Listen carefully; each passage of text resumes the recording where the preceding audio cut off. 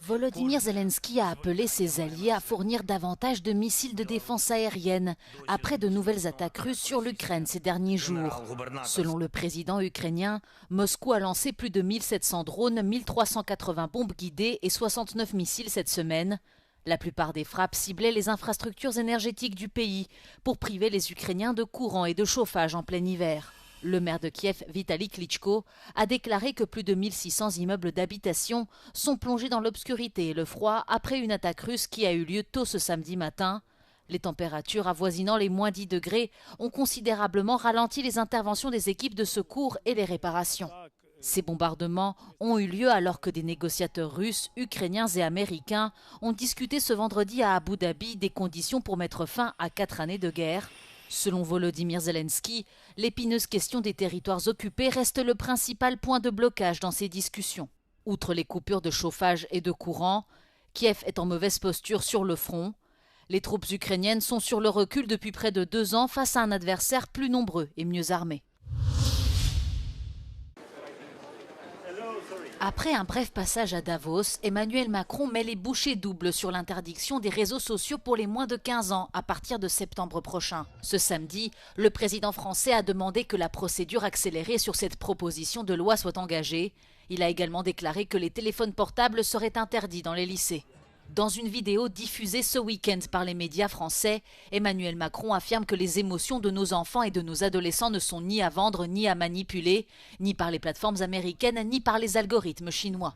Selon les rapports de l'Agence nationale de sécurité sanitaire de l'alimentation, de l'environnement et du travail, les réseaux sociaux sont devenus omniprésents dans la vie des adolescents et nuisent gravement à leur santé mentale. Près de 90% des enfants français âgés de 12 à 17 ans utilisent quotidiennement un smartphone pour accéder à Internet. Les risques listés sont nombreux, entre cyberharcèlement, comparaison permanente ou exposition à des contenus violents. Une mesure déjà en vigueur ou envisagée par d'autres pays. Récemment, le gouvernement britannique s'est dit favorable à une interdiction des réseaux sociaux aux jeunes adolescents, tandis que l'Australie l'a déjà fait pour les enfants de moins de 16 ans. Un homme a été abattu lors d'une intervention d'agents fédéraux à Minneapolis samedi, exacerbant les tensions déjà existantes dans la ville. Les victimes, Alex Pretty, un résident de Minneapolis âgé de 37 ans et infirmier en soins intensifs.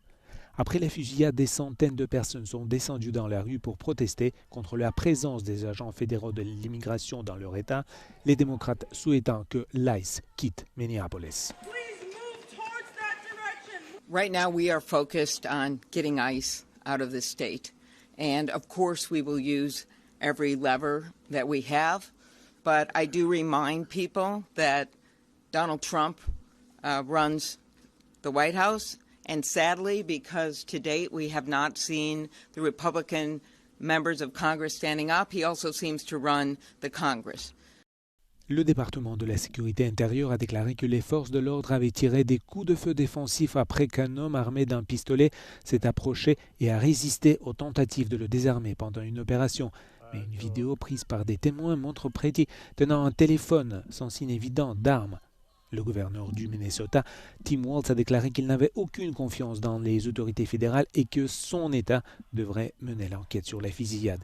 Ce meurtre est le deuxième d'un civil dans la ville en quelques semaines seulement. Le grimpeur américain Alex Honnold a escaladé le gratte-ciel Taipei 101 haut de 508 mètres en solo, sans corde ni équipement de protection.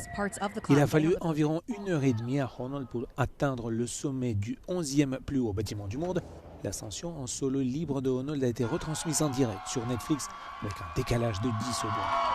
Ce père de 2 enfants, âgé de 40 ans, également connu pour avoir escaladé sans corde El Capitan, une falaise de 915 mètres dans le parc national de Yosemite en Californie, est la première personne à avoir escaladé Taipei 101 sans corde.